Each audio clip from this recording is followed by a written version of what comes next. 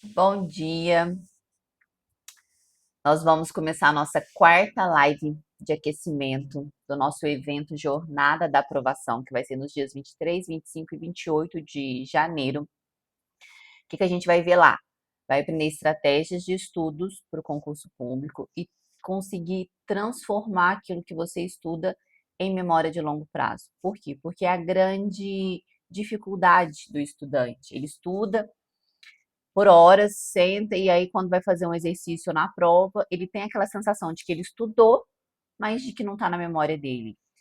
E ler, sentar e ler é diferente de estudar, tá? Joia, gente. Aprender não é apenas sentar e estudar. E isso a gente tem que ficar muito, muito atento, porque não adianta estudar errado. O que a gente vai fazer aqui nessa aula? A gente vai discutir a resolução da Infam e a resolução do CNJ. Por quê? Porque uma complementa a outra. E depois, no final da aula, a gente vai falar o que e como se preparar de forma efetiva para o ENAM. Quem pretende a magistratura já deve estar se preparando. Já começou lá em novembro, quando saiu a resolução do CNJ, assim eu espero. Vamos lá, iniciar. O que é esse ENAM ou ENAMA? Porque a resolução do CNJ fala ENAMA e veio a resolução da Infam e chama de ENAM. É um provão, é o Exame Nacional da Magistratura, é como se fosse o Enem da magistratura. Então, todos os candidatos que pretendem ingressar na magistratura estadual, federal, do trabalho, militar, precisa fazer esse ENAM para habilitar para se inscrever nas provas dos tribunais. E aonde que está previsto o ENAM? Na resolução 531 de 2023 do CNJ e na resolução 7 da Infam também de 2023. O que eu estava aguardando para fazer essa live? Eu estava aguardando a resolução da Infam já com a data da prova, com as disposições específicas da prova. Porque as informações que a gente tinha era de que ia sair agora em janeiro. Só que nós estamos no meio do mês ainda, então eu vou falar todas as especificidades gerais, e aí depois, se sair mesmo o edital em janeiro, a gente marca uma outra live e aí tira todas as dúvidas, tá, joia? Então, para quem que é? Para todos aqueles que pretendem ingressar na magistratura, seja estadual, federal, militar, do trabalho. Aí surge aquela dúvida: ah, e o Ministério Público e a Defensoria já vai ter? Não, não por hora. Por que eu digo isso? Porque as informações de bastidores, vulgo fofoca, já saiu de que o Ministério Público tende a também colocar um provão do Ministério Público. É informação oficial? Não, não é informação oficial. Mas o que a gente tem? A gente tem que tudo que acontece nos concursos da magistratura se estende aos concursos do Ministério Público. Por quê? Para deixar igualado, porque está lá na Constituição Federal, de que a tudo que couber vai ser aplicado no Ministério Público as especificidades do concurso da magistratura. E a Defensoria já discutiu isso também. A Defensoria fica um tanto quanto mais difícil colocar um provão. Por quê? Já falei isso sobre em outras lives. Não tem um órgão, uma instituição nacional que verifique toda a instituição da defensoria. Então, a defensoria é sempre por estado. Então, é muito difícil chegar a uma conclusão todos os estados que vamos colocar uma prova nacional. Pode acontecer? Pode. Nada a gente pode descartar, tá joia? E eu vou trazer um ponto aqui importante a título de curiosidade. Por quê? Quando saiu a resolução do CNJ, os estudantes ficaram desesperados e aí fica aquele, ai meu Deus, eu vou desistir, ai meu Deus. O primeiro ponto que vocês têm que ter em mente é que o mundo não para você chorar, o mundo não para você reclamar, não adianta, tem um lado mais fraco em toda relação, e na relação do concurso público, o estudante sempre vai ser o elo mais fraco. E aí, cabe o quê? O estudante tem que se preocupar com o quê? Aquilo que ele pode modificar, aquilo que depende dele. O que depende dele? Estudar. se preparar. Isso depende dele. Agora, ficar reclamando vai levar o estudante a algum lugar? Ah, mas eu não queria chegar a nenhum lugar, não, eu só queria reclamar. Ok, mas quando a gente começa a reclamar, a gente perde tempo. Você deixa de estudar para se preocupar com algo que não está na mão de vocês, que vocês não podem modificar. Porque ficou mais difícil, concordo. Tem mais uma fase. Dificultou o ingresso da magistratura. Mas o estudante, ele pode mudar isso? Não, ele não pode. Ele tem duas opções. Ah, eu não quero mais prestar magistratura, ou não, eu vou continuar prestando, até porque nesse início uma galera vai ficar aí reclamando, uma galera vai perder o foco, vai perder o rumo que acontece com a maioria dos estudantes. Enquanto isso, eu vou me dedicar, vou estudar e vou ser aprovado. Até porque, gente, a gente vai ver ali na frente as matérias, todas as matérias já eram cobradas. A única, assim, que não era cobrada especificamente era direitos humanos, mas era cobrada dentro das matérias. Constitucional, processo penal, penal. Por quê? Porque os tratados de direitos internacionais que são vigentes aqui no Brasil já eram cobrados. Não eram cobrados de uma maneira mais profunda, igual é no concurso da Defensoria e no concurso do Ministério Público. Então, quem presta concurso da Defensoria e do Ministério Público já está mais preparado do que quem presta magistratura, em decorrência dessa matéria, tá joia? E por que eu vou trazer isso aqui a título de curiosidade? Porque tem uma discussão e eu acho válido vocês terem noção do que é isso. Quando teve a resolução do CNJ, discutiu-se, é constitucional essa resolução do CNJ ou não?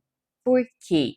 Porque está lá na Constituição Federal que tudo que cabe à magistratura, a prova da magistratura, tem que ser através de lei complementar de iniciativa do STF. O Estatuto da Magistratura que vocês estudam para humanística só pode ser modificado através de lei complementar e de iniciativa do STF. Então, nenhum outro órgão, nenhuma outra instituição pode mexer no Estatuto da Magistratura. E aí, o que discutiu? Que o CNJ não tem capacidade legislativa nesse sentido, que deveria ter sido feito por lei complementar de iniciativa do STF, ou melhor, através de emenda constitucional. Por quê? Na Constituição Federal não prevê nada acerca do provão nacional, não prevê nada acerca da possibilidade de colocar a exame nacional da magistratura. E aí ontem, um colega meu de profissão, depois eu vou colocar nos stories o link da, da entrevista. O autor do texto chama Carlos Eduardo Ferreira dos Santos, foi no site Consultor Jurídico.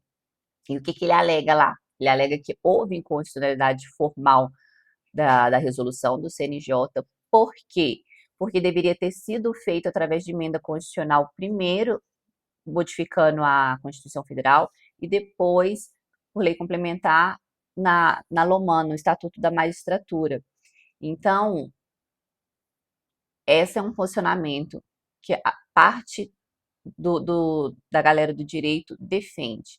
Eu trouxe para vocês terem conhecimento. Isso muda a vida de vocês? Até o momento não. Por quê? Porque até o momento não teve nenhuma pessoa contestando essa resolução no âmbito do STF. Não teve nenhuma pessoa declarando a inconstitucionalidade, pedindo o reconhecimento da inconstitucionalidade formal dessa resolução do CNJ. E aí, que a resolução está vigente, e aí que até o momento a prova vai acontecer, e cabe você o quê? Estudar, se preparar. Isso não é preocupação do estudante, isso é preocupação de uma outra galera, tá? Então eu estou trazendo a título de conhecimento e a título de alerta também, porque até o momento não tivemos nada, nenhuma sinalização de que essa resolução foi contestada no STF, então, por hora, a prova está mantida. Por hora, até a informação que a gente tem é de que ela vai acontecer em março. Foi o ministro Campbell Marques que deu uma entrevista e falou que a intenção é que a prova ocorra em março. Então, a gente vai aguardar as próximas informações, tá joia? Qual que é o caráter da prova? Eliminatório ou o classificatório. Ah, se eu fizer 100% da prova, eu fico numa pontuação a mais do que o candidato que fizer só o mínimo para habilitação? Não. Por quê? O caráter da prova é apenas eliminatório. Eu preciso prestar o exame nacional, eu preciso me habilitar dentro da porcentagem que está lá na resolução e eu fico habilitado a me inscrever nos concursos dos tribunais. Então, por exemplo, vamos supor que vai ter em março, a galera que vai se inscrever, se inscreveu. Qual que é a porcentagem que para você ser habilitado precisa alcançar? 70% para ampla concorrência e 50% para os negros e indígenas. Já a gente vai falar sobre as questões, mas a princípio são 50 questões. Então, quanto que eu preciso fazer? Ampla concorrência precisa fazer 35 e os negros e os indígenas precisa fazer 25. Fiz 35, fiz 25, conforme a categoria, eu estou habilitado? Estou. Fiz 45, eu tenho diferença da pessoa que fez 35? Não, não tem. Estão habilitados a se inscrever nas provas do tribunal. É apenas isso, tá joia? Então, lembrando, 70% da ampla concorrência e 50% dos negros e indígenas. A resolução trouxe algo interessante, porque tem muita discussão. Às vezes a gente vê na mídia, sai que a pessoa que se inscreveu nas vagas de negros e indígenas, a pessoa não tinha características de negros e indígenas, aí causa aquele auê todo em relação a essas vagas. Eu não vou entrar aqui na questão, até porque é um outro assunto das ações afirmativas, da importância de ter essas vagas, a gente precisa disso, mas a resolução do CNJ trouxe algo muito interessante, muito importante, que acho que retira, assim, a dúvida que muitas pessoas às vezes têm. Por quê? Vai ter os negros e os indígenas vão passar por uma comissão de heteroidentificação do tribunal do seu estado. Então, vamos supor, a pessoa aqui do Mato Grosso do Sul, ela vai se concorrer, ela vai concorrer à vaga do ENAM, e aqui a gente tem muito indígena, muitas tribos, para quem não sabe. Então, vamos supor que um índio vai concorrer na vaga de índio. Então, vai passar por essa comissão de heteroidentificação aqui na capital do estado, antes da prova nacional. Então, eu não sei, com certeza sai uma resolução falando quando que vai ser, como que vai ser essa identificação, para não ter dúvidas e aí ele poder ir para se habilitar para a prova na vaga correta, certo? E aí traz também na resolução de que, caso ele não seja aprovado, caso essa comissão de heteroidentificação não identifique que ele seja negro ou índio, ele vai poder concorrer à ampla concorrência. E aonde que vai ocorrer essa prova? Ela vai ocorrer nas capitais de todos os estados do Brasil e no Distrito Federal. Aí é aqui que está o X da questão, que é no mínimo uma vez ao ano. Quem trouxe no mínimo uma vez ao ano foi a resolução do CNJ, mas mais para frente a gente vai ver a resolução da Infam, que fala assim, uma vez ao ano, mas preferencialmente duas. Já devia ter trazido de forma específica 2 vezes ao ano para deixar o candidato menos apreensivo, o candidato menos ansioso. Ah, você vai ter essa primeira prova, mas aí depois será que vai ter, não vai ter? Eu concordo. A vida do estudante, gente, não é fácil. A vida do estudante é ETA atrás de ETA. Algo bom, algo da resolução que assim, de suma importância. Por quê? Porque isso aconteceu na época que eu prestei concurso e aconteceu recentemente também em provas que eu fiquei sabendo. Por quê? Acontece das provas dos tribunais baterem data. Pasmem, acontece. A pessoa vai lá, vai fazer TJ Goiás e aí vai fazer a primeira fase, TJ Goiás, TJ Paraná. Aí quando vê a segunda fase, elas coincidem. E aí a pessoa que passou nas duas tem que optar. Isso é muito ruim para o candidato. Por quê? Porque é um estresse, ele é um dinheiro que ele investe, porque é o dinheiro Ai, lá da guia que a gente tem que pagar para poder se inscrever. É o dinheiro que a gente gasta indo até a prova. E aí, para depois falar, nossa, eu passei, mas eu não posso prestar. Então, nossa, isso é horrível. E o que, que a resolução traz? Que todas as datas devem ser comunicadas pelo tribunal ao CNJ com antecedência. E aí, quem tiver comunicado primeiro vai ter preferência naquela data. Aconte... Antigamente, gente, nem data tinha. A galera ia fazer o concurso, era assim, fazia a primeira fase, ela tinha que esperar para saber quando que era a segunda. Hoje, ainda já vem. Na hora que sai o edital lá, já sai as possibilidades das datas lá e geralmente eles seguem a risca. Só que mesmo assim, trazendo, tinha essa coincidência de datas. Vou dar um exemplo. Aqui no Mato Grosso do Sul, quando a gente prestou, estava tendo TJ São Paulo juntos. E aí, na segunda fase, batia a prova. Eu sei que eu já estava vindo, uma galera já estava vindo, um estudante impetrou uma liminar lá e o CNJ deu a liminar suspendendo o concurso daqui. Salvo engano, o concurso daqui tinha sido marcado depois. E aí suspendeu. A gente já estava aqui, a gente perdeu dinheiro, enfim, é um transtorno para o estudante, é um transtorno financeiro, estresse, ansiedade, enfim, só quem está na luta, na labuta e está estudando sabe como que é difícil. Então agora não vai ter mais essa coincidência de datas, não pode bater e quem comunicar primeiro ao STJ tem a preferência da data, tá joia? Algo também que veio é que todas as etapas devem exigir a presença do candidato no máximo um dia, salvo a segunda fase, que é até em 2. Então, assim, a primeira fase, o candidato tem que estar aqui um dia, aí a segunda fase, até 2. Isso aqui, gente, aí eu não sei se é bom ou se é ruim, mas enfim, eu acho que o concurseiro às vezes acha bom. Por quê? Como que era a segunda fase? A segunda fase era composta de 3 dias. A fase escrita, a fase aberta, que são as perguntas, ou tem estado que é dissertação e perguntas, e aí depois, no outro dia, era sentença civil e no outro dia era sentença criminal, em um período. O que, que vai acontecer agora? Um dia vai ter 2 períodos de prova, que se pode ser até 2 dias, então no primeiro dia vai ser, no período, tô dando um exemplo, tá, gente? No período da manhã vai ser a fase subjetiva, e no período da tarde a sentença civil, e no outro dia a sentença criminal. Vai ser basicamente isso. Só que olha só o que, que não trouxe que eu fiquei pensando. Por quê? Na fase oral precisa de 2 dias. Por quê? Sorteio ponto com até 24 horas de antecedência. E a resolução não trouxe a fase oral, foi omissa. Então a gente aguarda a resolução da Infam para saber se ela vai complementar ou não, tá joia?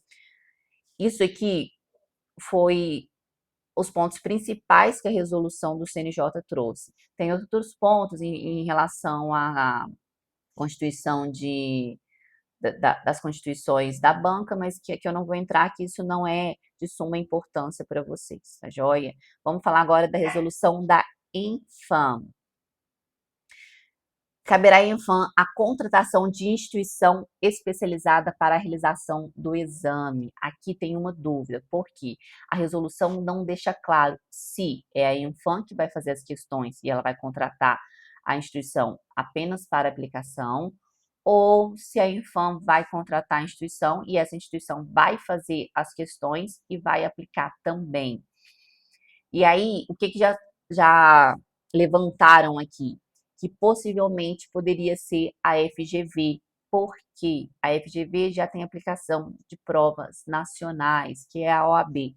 Então, ela já tem uma estrutura, ela já tem todo o arcabouço para conseguir prestar a prova do ENAM em todas as capitais do país, que já acontece com a OAB. A gente tem de fato que é a FGV? Não, a gente só vai ter certeza na hora que a Infam publicar o edital da prova, tá joia? Mas a título de curiosidade para vocês. O que a resolução da Infam trouxe de diferente da resolução do CNJ? Na resolução do CNJ fala lá que a prova vai ser composta com 50 questões. E aí a resolução da Infam trouxe o quê? Que a prova será composta com no mínimo 50 questões. Ah, professor, então pode ser que tenha mais? Nessa primeira prova, eu acredito que não vai ter. Eu acredito que eles vão cumprir o mínimo de 50 questões. Pode acontecer depois eles analisarem, constatarem que o número foi insuficiente, que eles precisam fazer mais perguntas. Na resolução da Infam tem essa possibilidade. Mas nessa primeira prova, eu acredito que vai ser exigido as 50 questões.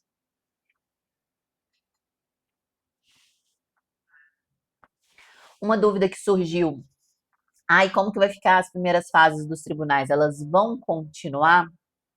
Por hora sim. Por quê? Porque a resolução nada trouxe. A resolução trouxe a prova nacional e manteve todas as estruturas das provas dos tribunais. Então, simplesmente aumentou uma prova, aumentou a dificuldade do concurseiro.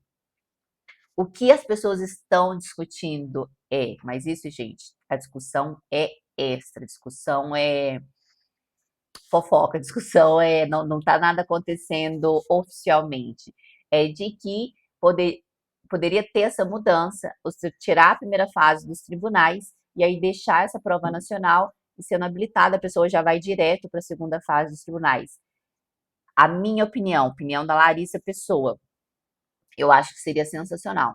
Eu acredito que seria muito bom, tanto para os estudantes quanto para os tribunais. Eu acho. E aí, aqui eu acredito que poderia aumentar as questões, iria para 100 as questões, cobraria todas que cobram na primeira fase dos tribunais. Mas lembrando que minha opinião por hora não vale nada, vale o quê? Vale o que a gente tem na resolução. Por enquanto, só aumentou uma prova e a primeira fase dos tribunais, ela continua, certo? E aqui foi que a resolução da Infam trouxe, que a prova vai acontecer, ela trouxe dessa maneira, pelo menos uma vez ao ano, mas idealmente 2 vezes por ano. Então, quando saiu, vi aquele alvoroço no Instagram, no Facebook, as pessoas, meu Deus, mas por que já não trouxe de uma vez 2 provas? Eu acredito que serão 2 provas, mas a gente tem que aguardar, tá? Eu trouxe idealmente, então vamos aguardar. A gente vai ter todas essas informações, gente, mais precisamente com o edital da primeira prova. Aí vai assentar, as pessoas vão ficar mais calmas, a gente vai ter como que vai ser o jogo. Algo bom que a resolução da Infam trouxe, que a resolução do CNJ não tinha trazido. Qual que é a validade dessa prova, dessa habilitação? 2 anos prorrogáveis por mais 2 anos, a partir do resultado definitivo. Então, galera, quem for habilitado nessa primeira prova vai ter 4 anos para ser aprovado nas provas dos tribunais. E isso, como regra, é suficiente. Por quê? Porque as pessoas geralmente passam no concurso da magistratura num prazo de 3 a 5 anos. E aí, por que eu falo de 3 a 5 anos? Porque as provas da magistratura, do Ministério Público, da Defensoria, elas são umas provas demoradas. A prova geralmente dura 1 ano. Então, se no final do terceiro ano você passou na primeira fase, depois você vai tomar posse, vai ser suficiente para a sua aprovação. É claro, tem pessoas que passam antes e tem pessoas que passam depois. Cada um tem uma circunstância pessoal, uma circunstância de vida que vai interferir na preparação, tá joia? Eu tenho uma conhecida que ela estava estudando, aí ela engravidou, depois ela engravidou de novo, e ela passou no concurso de analista, e aí depois de um tempo ela passou no concurso da magistratura. Por quê? Porque a vida mudou. As prioridades dela quando ela estava estudando deu uma mudada, mas depois ela continuou e ela conseguiu ser aprovada na magistratura. Tá joia? E essa prorrogação é automática. Passei 2 anos, está findando, ela prorroga automaticamente, tá joia? Um ponto importante na inscrição, porque eu vi algumas pessoas dando alguma informação, uma informação diferente.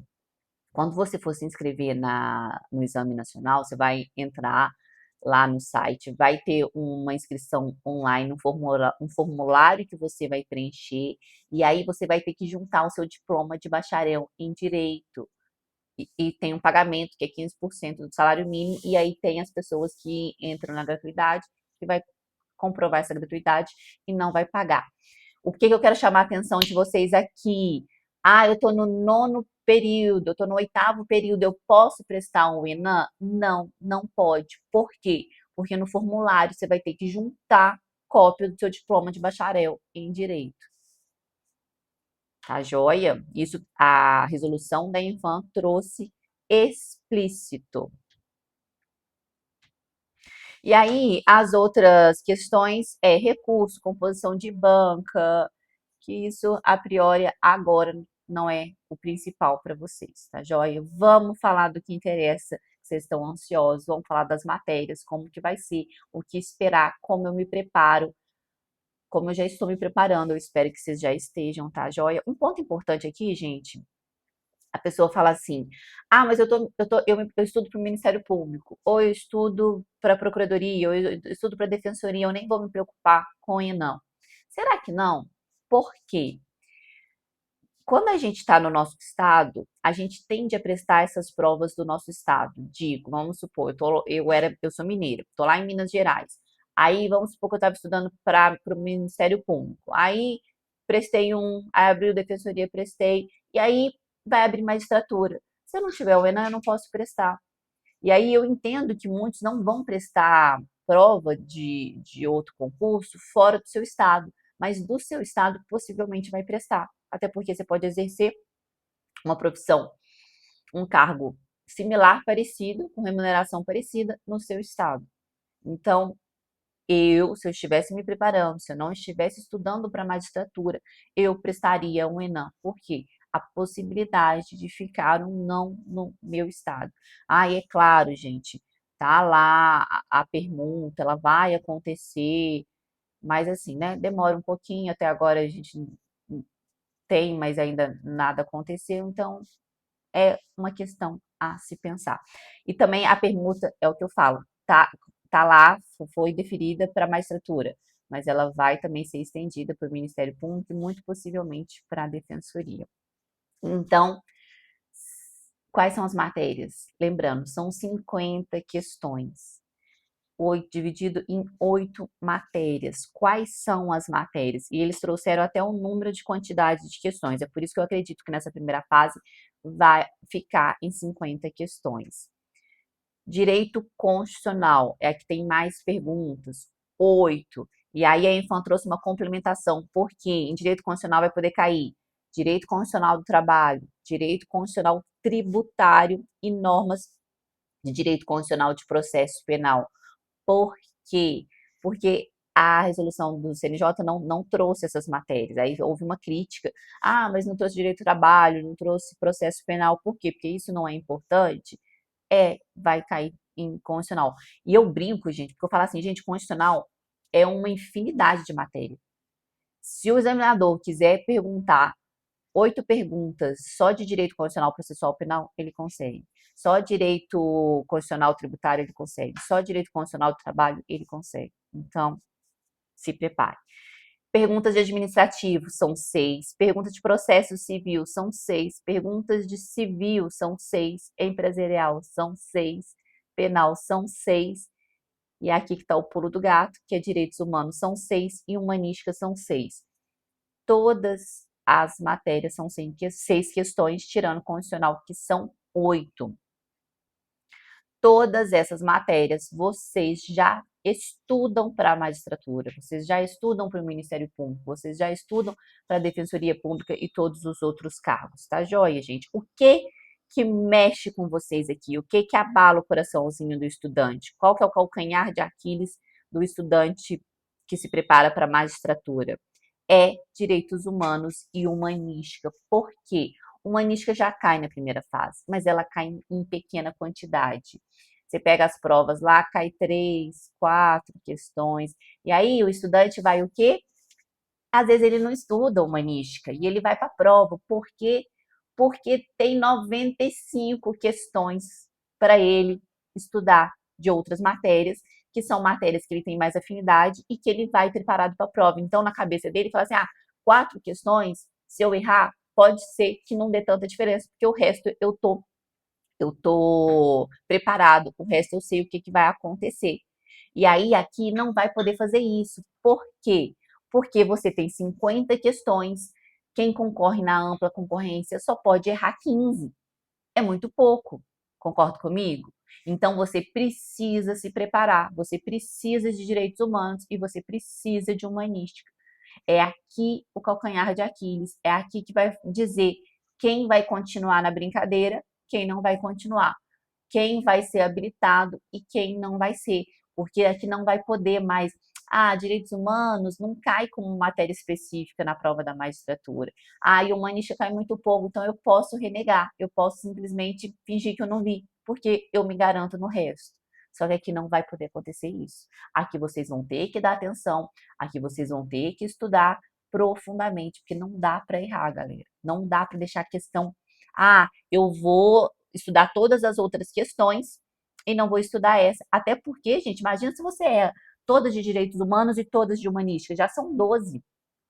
Aí depois o que você teria? Mais 3 para errar na inconstitucional, empresarial, civil, processo civil, que são poucas. Então, não faça isso. Se dedique em direitos humanos e humanística, tá joia? Uai, cadê? Sumiu aqui, gente, o meu negócio. Ah, achei.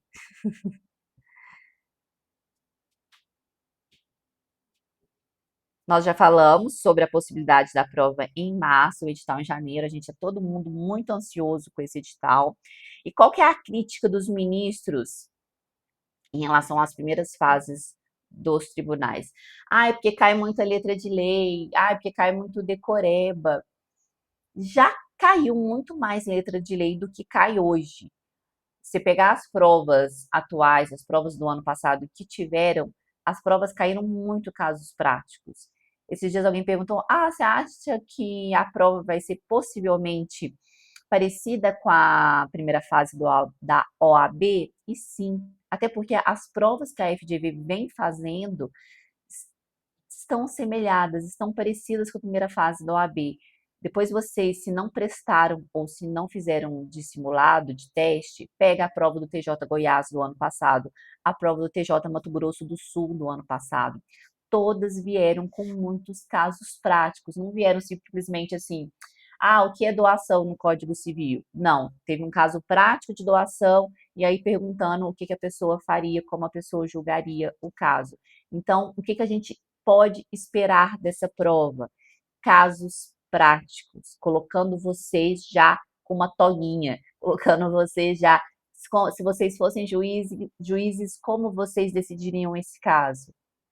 Teve muitas questões. Então, treine pelas provas da FGV, ainda que não seja ela que vá fazer, mas tem muito caso prático.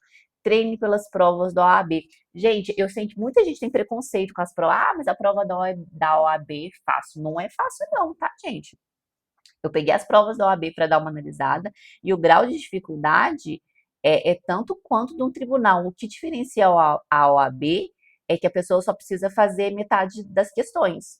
E no concurso público dos tribunais, metade das questões não é suficiente. A galera que passa está na casa dos 70, 80 pontos. É essa galera que está a ponto de sair ali daquele vai, não vai. Tá joia? E, e lembrando, o estudante se preocupa com o quê? Em estudar, em se preparar. Não é se a prova vai acontecer ou não, até porque, como a gente viu, todas as matérias já caem nas provas dos tribunais, até direitos humanos, que ela não cai de forma específica, mas ela cai dentro das matérias, dentro de direito constitucional, dentro. Gente, o que tem de tratado de direitos humanos em processo penal, não é brincadeira, é muito, tá? Inclusive, a gente vive tendo curso, eles vivem falando, né, para a gente utilizar os tratados de direitos humanos no processo penal nas nossas decisões. Então, assim, é bastante. Se você não está estudando, pesquisa, comece a estudar, porque isso vai fazer diferença. Não só na sua vida de estudante, também como na sua vida de aprovado, na sua vida quando você for proferir as suas sentenças, as suas decisões. Tá, joia? Então, não se preocupe com aquilo que não dependa de você. Se preocupe com aquilo que depende de você. O que eu posso fazer? Onde eu posso melhorar? Como eu posso me preparar de forma melhor? O que eu estou vendo que ninguém está vendo? Qual que é o meu ponto cego? Onde eu estou errando? É isso que depende de vocês. Se preparar da melhor maneira possível, tá joia? E porque, sim, quem for habilitado nessa primeira prova vai ter uma vantagem? Vai, gente, porque a gente tem um efeito surpresa. Uma galera, primeiro, tá reclamando, uma galera não vai prestar, uma galera não tá vendo que ninguém tá vendo, enquanto isso, a galera que passar vai concorrer nas provas dos tribunais só com aquele povo que for habilitado. Então, como essa primeira prova é nossa, ninguém sabe como vai ser, quem conseguir essa habilitação vai ter uma vantagem, pelo menos até a segunda prova. Porque os tribunais vão continuar soltando edital, gente, porque o que tem de déficit de juiz não é brincadeira. E olha que temos provas constantemente, mas mesmo assim a gente tem deficiência de magistrados no país inteiro, em todos os estados. Tá, joia? Se tiver alguma dúvida, envie aqui nos comentários que eu vou tentar explicar, que eu vou tentar resolver. Até lá, bons estudos. A nossa próxima live é na quinta-feira e é sobre a construção de base, que muita gente está esperando. Eu espero vocês lá. Bom final de semana e bons estudos. Até a próxima.